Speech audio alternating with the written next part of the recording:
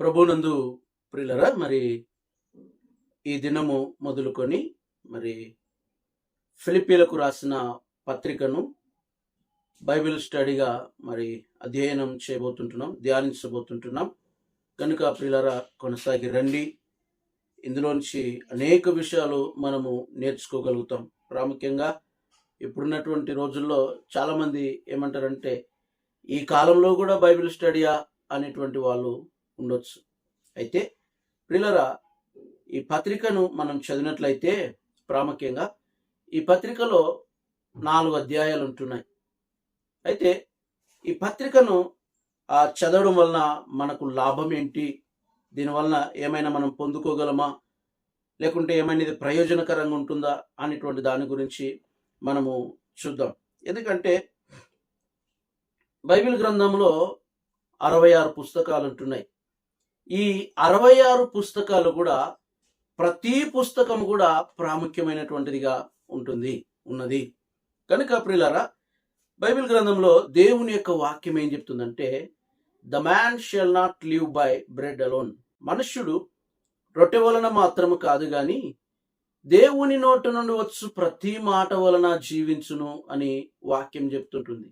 కాబట్టి ప్రియులారా, ఈ యొక్క పుస్తకం కూడా ఒక ఉద్దేశం నిమిత్తమై మనకి ఇవ్వబడి ఉంటున్నది. కనుక దీన్ని కొనసాగి మనము చదివినట్లయితే అనేకమైనటువంటి విషయాలు దీంట్లోంచి మనం నేర్చుకోవచ్చు. ఈ పుస్తకం బాగా చదివితే జీవితం మరి కఠినమైనటువంటి పరిస్థితుల మధ్యలో, క్లిష్టతరమైనటువంటి పరిస్థితుల మధ్యలో ఉన్నప్పటికీ ఆ పరిస్థితులన్నిటి మధ్యలో కూడా భయం లేకుండగా విశ్వాసంతో నింపబడి ఆనందంతో పొంగి పొర్లి ఆ యొక్క ప్రేమను కనపరిచే వాళ్ళుగా, ప్రేమతో నింపబడి ఎలాగ జీవించాలో ఈ పుస్తకం మనకు నేర్పిస్తుంటుంది. అలాంటి స్థితిలోనికి మనల్ని ఈ యొక్క పుస్తకము నడిపిస్తుంటుంది అవునా. కాబట్టి ప్రియులరా, వాస్తవంగా ఈ శ్రేష్టమైనటువంటి జీవితం ఎలాంటి పరిస్థితుల్లో, ఎలాంటి ఇబ్బందుల మధ్యలోనైనా భయం లేకుండగా విశ్వాసంతో ఎలాగ జీవించాలో ఈ యొక్క పుస్తకం మనకు నేర్పిస్తూ ఉంటుంది అవునా. వాస్తవంగా ప్రియులరా, మనము అన్ని రకాలుగా బాగున్నప్పుడు అవునా, ఆనందంతో ఉండి ఇతరులకు సహాయం చేయొచ్చు, ఇతరులకు మేలు చేయొచ్చు, ఇతరుల పట్ల మరి శ్రద్ధ వహించవచ్చు. కానీ ఈ పత్రికను మనము చదివినట్లయితే ప్రియులరా, అన్ని పరిస్థితుల మధ్యలో కూడా అవునా, మనకు పరిస్థితులన్నీ కూడా ప్రతికూలంగా ఉన్నా వాటన్నిటి మధ్యలో కూడా ఎలాగ సంతోషించగలము, ఎలాగ ఆనందించగలము అనేటువంటి విషయాల గురించి ఇందులో మనము చూడొచ్చు అవునా. ఈవెన్ ప్రియులరా, మనకు ఎలాంటి కఠినమైనటువంటి పరిస్థితులున్నా, ఎలాంటి ప్రతికూలమైనటువంటి పరిస్థితులున్నా వాటన్నిటి మధ్యలో కూడా వాటన్నిటిని ఎదుర్కొని వాటికి ధీటుగా నిలబడి ఒక శ్రేష్టమైనటువంటి జీవితం జీవించటం కొరకే మనం పిలువబడ్డాం. కాబట్టి ప్రియులరా, ఆ పరిస్థితులు ఎలా ఉన్నా కూడా వాటికి ధీటుగా నిలబడి జీవించాలని దేవుడు కోరుకుంటున్నాడు.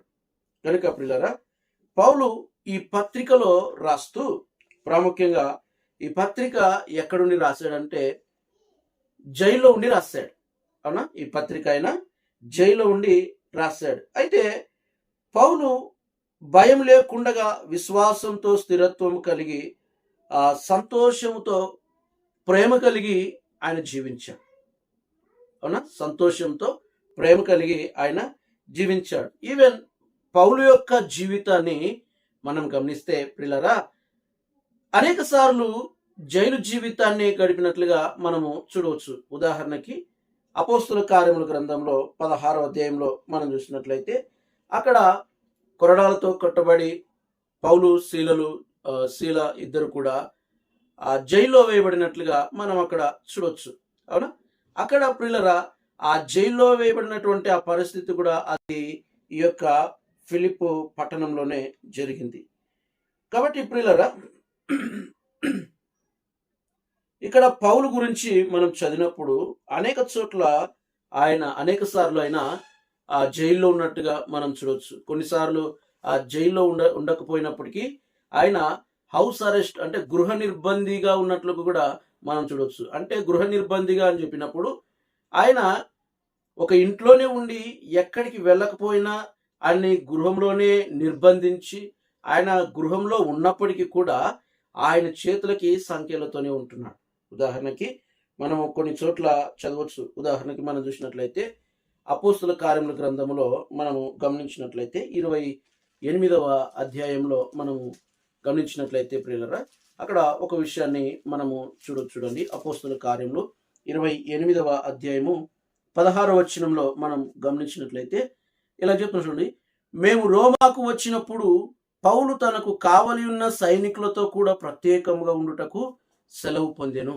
ఇక్కడ పౌలు జైల్లో ఉండకపోయినప్పటికీ కూడా బహుశా ఒక ఇంట్లో ఆయన బంధకాలతో ఉన్నట్లుగా మనకి తెలుస్తుంటుంది. సైనికులతోనే ఆయన ఉన్నట్లుగా మనకు అక్కడ కనిపిస్తుంది. అలాగే 20వ వచనంలో కూడా మనం చూసినట్లయితే ఈ హేతు చేతనే మిమ్మల్ని చూచి మాట్లాడవలనని పిలిపించి తిని ఇశ్రాయేలు యొక్క నిరీక్షణ కోసము ఈ గొలుసుతో కట్టబడి ఉన్నానని వారితో చెప్పాను. ఇక్కడ 20వ వచనంలో కూడా మనకి స్పష్టంగా కనిపిస్తుంటుంది. ఆయన గొలుసులు అనగా సంఖ్యలతోనే బందీగా ఉన్నట్లుగా మనకు కనిపిస్తుంటుంది. అలాగే 30వ వచనంలో కూడా మనము గమనించినట్లయితే పౌలు 2 సంవత్సరములు పూర్తిగా తన అద్దె ఇంట కాపురం ఉండి తన యొద్దకు వచ్చు వారిని అందరినీ సన్మానించి ఇక్కడ కూడా మనకు కనిపిస్తున్నటువంటి విషయం ఏంటంటే ఆయన వేరుగా ఉన్నాడు అనేటువంటి దానిని మనము ఇక్కడ చూడొచ్చు. కాబట్టి ప్రియులరా, ఈ పౌలు జీవితాన్ని మనం గమనించినట్లయితే ఏది ఏమైనా కూడా ఆయన ఈ పత్రిక రాయడము జైల్లో ఉండి రాస్తున్నట్లుగానే మనకు కనిపిస్తుంటుంది. అవును, ఈవెన్ మనము ఇక్కడ గమనించినట్లయితే ఆ జైల్లో ఉండి రాశాడు అనేది మాత్రమే కాకుండా ఆయనకున్నటువంటి ఆ పరిస్థితులను మనం గమనించినట్లయితే ప్రియులరా, ఆయన బంధకాల్లో ఉండడం అనేటువంటిది కొన్నిసార్లు మరణకరమైనటువంటి పరిస్థితులు అక్కడ ఉన్నట్లు కూడా మనకు కనిపిస్తుంటున్నాయి. అవునా? సో ప్రియులరా, అలాంటి పరిస్థితుల మధ్యలో ఈ పత్రిక రాశాడు. ఈ పత్రిక ఎప్పుడు రాశాడంటే క్రీస్తు శకం 60లో రాశాడు అని చెప్పబడుతుంటుంది. అవునా? ఈ పౌలు క్రీస్తును అంగీకరించిన తర్వాత 30 సంవత్సరాలకు ఈ పత్రిక రాయబడింది అని కొంతమంది చెప్తారు. అవునా? అయితే ప్రియులరా, ఇక్కడ మనం గమనించినట్లయితే ఒకవైపు ఎంతో మంది ఈ పౌలు చెప్పినటువంటి సువార్తను విని రక్షణ పొంది మారు మనసు పొందినటువంటి వాళ్ళు, దేవుని మార్గంలో నడుచుకున్నటువంటి వాళ్ళు చాలా మంది ఉంటున్నారు. అదే సమయంలో మరొక వైపు పౌలు యొక్క జీవితాన్ని మనం గమనించినట్లయితే సొంత సహోదరులే, క్రైస్తవుల్లో కానివ్వండి, యూదుల్లో కానివ్వండి, సొంత సహోదరులే ఆయనకు శత్రులుగా, విరోధులుగా నడుచుకోవటము మనం చూడొచ్చు.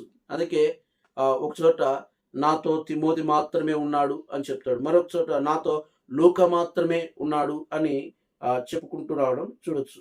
కాబట్టి ప్రియులరా, ఇక్కడ ఈ పౌలుకు అనేక మంది సంఘము లోపల శత్రువులు ఉంటున్నారు, సంఘముకు వెలుపల కూడా ఆయనకు శత్రువులు ఉండడము మనం చూడొచ్చు.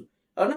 ఇంకా మనం గమనించినట్లయితే ఆయన ఖైదీగా ఉన్నాడు, ఎక్కడికి వెళ్ళలేడు, అక్కడే ఒకే చోట ఉండే ఈ పుస్తకం రాశాడు. అవునా? అయితే ఇంకా మనం కొన్ని విషయాలు గమనించినట్లయితే ఇదే ఫిలిప్పీలకు రాసిన పత్రిక 1వ అధ్యాయం 19వ వచనంలో మనము గమనించినట్లయితే ఇలా చెప్తున్నా చూడండి. మరియు నేను ఏ విషయంలోనూ సిగ్గుపడక ఎప్పటి వలె ఇప్పుడును పూర్ణ ధైర్యముతో బోధించుట వలన నా బ్రతుకు మూలముగానైనను సరే, చావు మూలముగానైనా సరే, క్రీస్తు నా శరీరమందు గణపరచబడునని అంటున్నాడు. అవునా?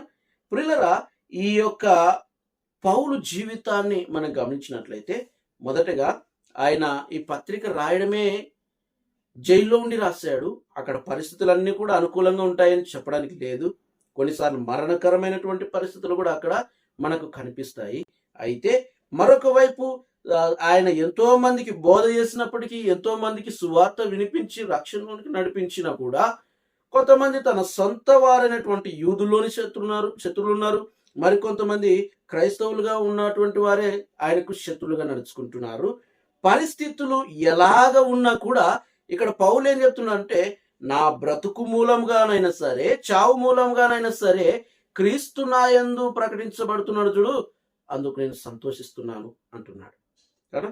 పిల్లరా, ఈ పౌలు యొక్క జీవితాన్ని మనం గమనించినట్లయితే అక్కడ చెప్తుంటున్నాడు, మరణమే సంభవించినా కూడా నా శరీరం మూలంగా క్రీస్తు గణపరచబడుతున్నాడు అని చెప్తుంటాడు. మరొక విషయం చూడండి, 2వ అధ్యాయం 17వ వచనంలో కూడా మనం గమనించినట్లయితే ఇలా చెప్తున్నాడు, మరియు మీ విశ్వాస యాగములోను దాని సంబంధమైన సేవలోను నేను పానార్పణముగా పోయబడినను నేను ఆనందించి మీ అందరితో కూడా సంతోషింతును అంటున్నాడు. ప్రియులారా, ఈయనకి ప్రతికూలంగా పరిస్థితులు ఎన్ని ఉన్నా కూడా వాటన్నిటి మధ్యలో ఈ పౌలు ఏం చెప్తున్నాడంటే, నేను సంతోషంగా ఉన్నాను, నేను సంతోషిస్తుంటున్నాను అని చెప్తుంటున్నాడు. ఇంకా మనం గమనించినట్లయితే ఇలాగా ఎన్నో ఆటంకాలు ఉన్నాయి, అవరోధాలు ఉన్నాయి, పరిస్థితులు ప్రతికూలంగా లేవు. ఎన్ని విజయాలు పొందాడో వాటికి అలాగే అన్ని ప్రతికూలమైనటువంటి పరిస్థితులు ఎదుర్కొన్నాడు. ఆయన కొట్టబడ్డాడు, అవమానపరచబడ్డాడు, పిడిగుద్దులు అనుభవించాడు. వీటన్నిటిని శత్రులు అధికమయ్యారు. ఇలా పరిస్థితులు ఎన్ని ఉన్నా కూడా 24 గంటలు ఆ యొక్క ఖైదీగానే ఉన్నాడు, బంధకాల్లో ఉంటున్నాడు. అట్టి పరిస్థితుల్లో కూడా ఈ పత్రిక రాస్తూ, అవునా, ఇంకా అక్కడ మనం గమనిస్తే ఆ పరిస్థితులన్నీ కూడా మరణము సంభవించేంత పరిస్థితులు కూడా అక్కడ ఆయన జీవితంలో కనిపిస్తుంటున్నాయి. అవునా, ఆయన కూడా ఒకవేళ ఆ పరిస్థితులను మనము జ్ఞాపకం చేసుకొని ఆ పరిస్థితుల్లో మనమే గనక ఉండి పత్రికను రాస్తే, లెటర్ రాస్తే మనం ఎలాగ రాస్తాం తెలుసా అండి? వాస్తవంగా మనం ఎలాంటి ఎదురు చూపుతూ రాస్తామంటే, జనరల్గా కొంతమందిని మనం గమనించిన కూడా చూడొచ్చు. ఏమని రాస్తామంటే, అయ్యా నేను ఇక్కడ ఎంతకాలము ఈ యొక్క చెరసాల్లో ఉండాలి, ఈ బంధకాల్లో నేను ఉండలేకపోతుంటున్నాను, ఈ వాతావరణానికి నేను తట్టుకోలేకుంటున్నాను, ఈ యొక్క ఆహారము నేను తినలేకుంటున్నాను, ఈ పరిస్థితులకు నేను ఉండలేను, కాబట్టి అయ్యా దయచేసి ఎట్లన్నా కానీ నేను బయటికి రావాలని నా కోసం ప్రార్థన చేయండి అయ్యా, నేను విడుదల పొందాలని ప్రార్థన చేయండి అయ్యా అని మనము ఇతరులకి అలాంటి మాటలతోనే లెటర్ రాస్తాం. అవునా, కానీ ప్రియులారా, ఇక్కడ పౌలు 24 గంటలు బంధకాల్లో ఉన్నప్పటికీ కూడా నా కొరకు ప్రార్థన చేయండి, నేను బయటికి రావాలి అని ఏమి కూడా చెప్పలేదు. అవునా, ఈవెన్ ఇంకా మరికొంతమంది అయితే నేను ఇంతకాలం దేవుని నమ్ముకొని దేవునికి ఇంత నమ్మకంగా జీవిస్తే కూడా దేవుడు నాకు ఎందుకు ఇలాంటి పరిస్థితులు కల్పించాడు, నేను ఎప్పుడు బయటికి రావాలి, దేవుడే నన్ను ఇలా ఇరికించాడు అని కొంతమంది వారికి ఉన్నటువంటి పరిస్థితులన్నిటిని కూడా దానితో కలిపి చెప్పేటువంటి వారు ఈ లోకంలో లేకపోలేదు. అవునా ప్రియులారా, అయితే మనం ఇక్కడ గమనిస్తే పౌలు రాసినటువంటి ఈ పత్రికలో ఇలాంటి మాటలకు నా కొరకు ప్రార్థన చేయండి, నన్ను బయటకు వస్తట్టుగా చేయండి, ఇక్కడ పరిస్థితులు ఏం బాగలేవు, ఇలాంటి మాటలకు చోటే లేదండి. అవునా, ఇలాంటి మాటలకు చోటే లేదు. ఇక్కడ మనం గమనించినట్లయితే ఆయన ఈ పత్రిక రాయడము 5 స్టార్ హోటల్లో కూర్చొని రాయలేదండోయ్. అవునా, ఆయన ఈ పత్రిక ఒక జైల్లో ఉండి రాశాడు. అక్కడ మనం గమనించినట్లయితే ఆ పరిస్థితులన్నీ కూడా ఎంత ప్రతికూలంగా ఉన్నా కూడా ఆయన మాటలు మనం గమనిస్తే ప్రియులారా, ఏ రోజే కానీ ఎక్కడే కానీ ఆయన ప్రతికూలంగా భావించినట్లుగా, ఇబ్బంది పడినట్లుగా మనకి ఎక్కడ కూడా కనపడదు. ఉదాహరణకి ఇదే ఫిలిప్పీలకు రాసిన పత్రిక 1వ అధ్యాయము 4 నుంచి మనము చదివినట్లయితే ఇలాగ చెప్తుంటున్నాడు చూడండి. 4వ వచనం నుంచి చూడండి, 3 నుంచి చదువుదాం చూడండి. మొదటి దినము నుండి ఇది వరకు సువార్త విషయంలో మీరు నాతో పాలివారైనట్టు చూచి మీలో ఈ సత్క్రియ ఆరంభించిన వాడు యేసుక్రీస్తు దినం వరకు దానిని కొనసాగించునని రూఢిగా నమ్ముచున్నాను. గనుక మీ అందరి నిమిత్తము నేను చేయు ప్రతి ప్రార్థనలో ఎల్లప్పుడూ సంతోషంతో ప్రార్థన చేయొచ్చు. నేను మిమ్మల్ని జ్ఞాపకం చేసుకున్నప్పుడు ఎల్లను నా దేవునికి కృతజ్ఞతాస్తుతులు చెల్లించుచున్నాను. అవునా, ఇక్కడ చెప్తున్నాడు ప్రియులారా, పౌలు బంధకాల్లో ఉన్నాడు. వాస్తవంగా మనమైతే నా కోసం ప్రార్థన చేయండి అయ్యా, నేను బయటకు వచ్చేటట్లుగా ప్రార్థన చేయండి అయ్యా అని మనం అంటాం. కానీ పౌలు ఇక్కడ పూర్తిగా భిన్నంగా మాట్లాడుతున్నాడు. ఏమని చెప్తుంటున్నాడు అంటే, ఆయన చెప్తుంటున్నాడు ఇక్కడ 4 నుంచి 6 వచనాల్లో కూడా మీలో సత్క్రియను ఆరంభించిన వాడు దానిని యేసుక్రీస్తు దినం వరకు కొనసాగించునని నమ్ముతున్నాను అని చెబుతూ ఇంకేం చెప్తున్నాడంటే, ఈ బయట ఉన్నటువంటి వాళ్ళని ధైర్యపరచడానికి, వాళ్ళని ప్రోత్సహించడానికి నేను మీ అందరి కొరకు ప్రార్థన చేస్తుంటున్నాను అంటున్నాడు. అనా అలాగే 18వ వచనంలో కూడా మనం చూసినట్లయితే ఇలాగ చెప్తున్నాడు చూడండి. అయిననేమి మిష చేత గాని సత్యం చేతనే గాని ఏ విధము చేత నేను క్రీస్తు ప్రకటించబడుచున్నాడు, అందుకు నేను సంతోషించుచున్నాను, ఇక ముందును సంతోషించును. అవునా? ఈ పత్రిక అంతా కూడా మనం గమనిస్తే ప్రియులారా, పౌలు ఎలాంటి పరిస్థితులు ఎదుర్కొంటున్నా కూడా వాటన్నిటి మధ్యలో ఆయన చెప్తుంటున్నాడు, నేను సంతోషిస్తున్నాను అంటున్నాడు. అవునా? శత్రువులు ఉన్నారు, తర్వాత జైల్లో ఉంటున్నాడు, పరిస్థితులు అనుకూలంగా లేవు, ఎన్నో సమస్యలు ఎదుర్కొంటున్నాడు. వాటన్నిటి మధ్యలో కూడా ఈ పౌలు అంటున్నటువంటి మాట ఏంటంటే, నేను సంతోషిస్తున్నాను అంటున్నాడు. ఇక్కడ కూడా 6వ వచనంలో మనం చూసినట్లయితే అదే విషయమే చెప్తుంటున్నాడు. ఎల్లప్పుడూ నా దేవునికి కృతజ్ఞతాస్తుతులు చెల్లిస్తున్నాను అంటున్నాడు. అది కూడా ఎలాగా? ఎల్లప్పుడూ సంతోషంతో ప్రార్థన చేయొచ్చు, నేను మిమ్మల్ని జ్ఞాపకం చేసుకున్నప్పుడు ఎల్లా నా దేవునికి కృతజ్ఞతాస్తుతులు చెల్లించుచున్నాను అంటున్నాడు. ప్రియులారా, ఒక వ్యక్తి క్రీస్తులో ఉన్నటువంటి వారికే ఇలాంటి జీవితం సాధ్యం. కానీ క్రీస్తుని కలిగి జీవించేటువంటి వారికి మాత్రమే ఇలాంటి జీవితము సాధ్యపడము మనము చూడవచ్చు. వాస్తవంగా ఇక్కడ పౌలు యొక్క జీవితాన్ని మనం గమనించినట్లయితే ఈ చదవబడిన ఈ 18వ వచనంలో ఏం చెప్తున్నాడంటే, ఆ యొక్క ఆయననేమి మిష చేత గాని సత్యం చేత గాని ఏ విధం చేత నేను క్రీస్తు ప్రకటింపబడుతున్నాడు, అందుకు నేను సంతోషిస్తున్నాను అంటున్నాడు. ఒకవైపు ఆయనకి వ్యతిరేకంగా ఉన్నటువంటి వాళ్ళు కూడా ఆయన మీద కోపముతో సువార్త ప్రకటిస్తుంటున్నారు. అయినా కూడా పౌలు ఏం చెప్తున్నాడంటే, నేను వాళ్ళని బట్టి కూడా సంతోషిస్తున్నాను. ఎందుకంటే అలాగైనా పర్వాలేదు, క్రీస్తు యొక్క సువార్త ప్రజల్లోనికి వెళ్తుంది, అందుకు నేను సంతోషిస్తున్నాను అంటున్నాడు. అలాగే 21వ వచనంలో కూడా మనం చదివినట్లయితే ఎలా చెప్తున్నా చూడండి, నా మట్టుకైతే బ్రతుకుట క్రీస్తే, చావైతే లాభము. ఆయనను శరీరంతో నేను జీవించుటే నాకున్న పనికి ఫలసాధకమైన ఎడల నేనేమి కోరుకుందునో నాకు తోచలేదు.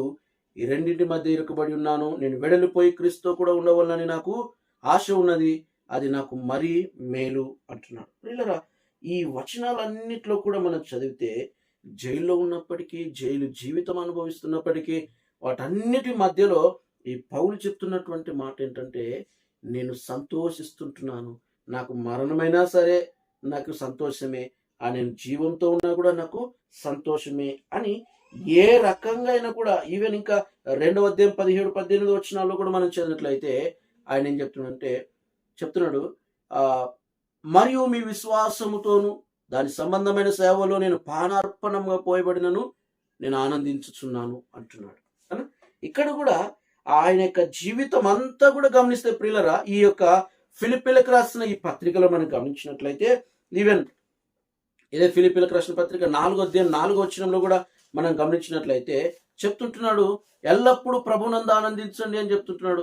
6వ వచనంలోనికి వచ్చేపాటికే అని చెప్తుంటున్నాడు, దేని గురించి చింతింపకూడదు కానీ ప్రతి విషయంలోనూ ప్రార్థన విజ్ఞాపనలతో కృతజ్ఞతాపూర్వకంగా మీ విన్నపములు దేవునికి తెలియజేయనట్టున్నాడు. అలాగే 10వ వచనంలో చదివితే అంటున్నాడు, నన్ను గూర్చి మీరిన్నాళ్లకు మరలా యోచన చేయసాగితురని ప్రభునందు మిక్కిలి సంతోషించి తిని, ఆ విషయంలో మీరు యోచన చేసి ఉంటిరి, కానీ తగిన సమయము దొరకకపోయాను. అలాగే 13వ వచనంలో కూడా మనం గమనించినట్లయితే, నన్ను బలపరచువాని అందే నేను సమస్తము చేయగలను అంటున్నాడు. అలాగే 19వ వచనంలో కూడా చెప్తుంటున్నాడు, కాగా దేవుడు తన మహిమేశ్వరం చొప్పున క్రీస్తు యేసునందు మహిమలో మీ ప్రతి అవసరమును తీర్చును. ప్రియులారా, ఈ మాటలన్నీ కూడా ఆయన ఎక్కడి నుంచి రాస్తున్నాడంటే జైల్లో ఉండి రాస్తున్నాడు. అవునా? ఈయన యేసే కాదు. అవునా? అయినా కూడా ఈ పుస్తకం అంతా కూడా ఎందుకు ఈ యొక్క పౌలు రాస్తున్నాడు అనే దాన్ని మనం గమనిస్తే ప్రియులారా, ఆయన అక్కడ వాస్తవంగా ఈ ఫిలిప్పు సంఘాన్ని ఉజ్జీవింప చేయడానికి రాస్తున్నాడు. అది మాత్రమే కాదు, ఈ యొక్క ఉజ్జీవింపజేసే ఈ మాటలు ఫిలిప్పు సంఘానికి మాత్రమే కాదండి. అవునా? ఈ దినాన మనల్ని ఉత్తేజపరచుటకు కూడా ఇవి రాస్తుంటున్నాడు. అవునా? ఇంకా మనం గమనిస్తే తన గూర్చి, తన యొక్క జీవితం గూర్చి ఆయన వేరే స్థాయిలో, వేరే కోణంలో ఆయన ఆలోచించాడండి. అవునా? అందుకే అపోస్తుల కార్యం 16వ అధ్యాయంలో జరిగినటువంటి ఆ జైలు సంభవాన్ని కూడా, ఆ హౌస్ అరెస్ట్ని కూడా, వాటన్నిటిని విషయంలో మనం గమనిస్తే ఆయన కొట్టబడ్డాడు, పిడిగుద్దులు అనుభవించాడు, ఇలాగా భూమివే అవమాన పాలయ్యాడు, ఎన్నో శ్రమలు ఎదుర్కొన్నాడు. అయినా కూడా వాటన్నిటి మధ్యలో మనం చూస్తే ఈవెన్ ఆ చెరసాలలో వేయబడినప్పుడు పాటలు పాడుకుంటూ ఉన్నాడు, సంతోషించాడండి. ఎలాగా ఇది సాధ్యం అంటే, అది పౌలుకు మాత్రమే సాధ్యం అంటే కానే కాదండి. క్రీస్తును అంగీకరించినటువంటి ప్రతి వారికి కూడా ఇది సాధ్యం. అవునా? అందుకే ఈ పత్రికలో అన్ని ఉన్నప్పుడు నేను సంతోషించాను అని చెప్పలేదు ఆయన. అవునా? అన్ని నాకు బాగున్నప్పుడు నేను సంతోషించాను అని చెప్పలేదు. పరిస్థితులు ఎలాగున్నా కూడా నేను సంతోషించాను, సంతోషిస్తున్నాను, ఆనందిస్తున్నాను అని చెప్పాడు. అవునా? ఇదే గనక మనం ఈ లోకంలో గమనించినట్లయితే, అవునా, కొంతమంది లోకంలో సమస్యలు వచ్చినప్పుడు ఏం చెప్తారంటే, సమస్యలు మనుషులకే వస్తాయి కాబట్టి సహించాలా, తట్టుకోవాలా అనే వాళ్ళు ఉంటున్నారు.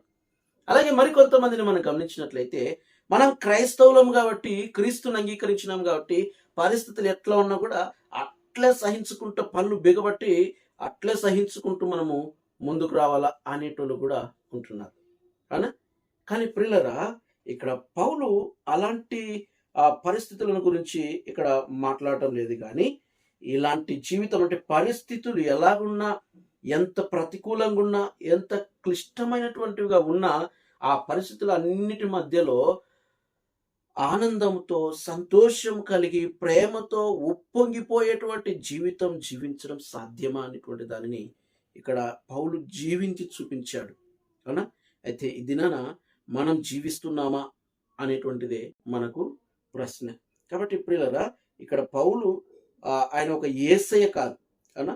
కానీ ప్రియులరా, ఆయన పూర్ణుడిగా జీవించడం అంటే దేవునిలో, యేసుక్రీస్తులో జీవించడము సాధ్యము అనేటువంటి దానిని చేసి చూపించాడు.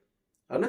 కనుక ప్రియులరా, ఇది నన్ను దేవుని పిల్లలుగా మనం కూడా కొనసాగి ఆ క్రీస్తుని విశ్వసించినప్పుడు వారందరూ కూడా ఈ జీవితం జీవించవచ్చు. ఇలాంటి జీవితాన్ని జీవించవచ్చు. ఎలాగా అనేటువంటి దాన్ని ప్రభు చిత్తమైతే రానున్న దినాల్లో మరికొన్ని విషయాలు మనము ఇందులో నుంచి మనం ధ్యానించుకుందాం.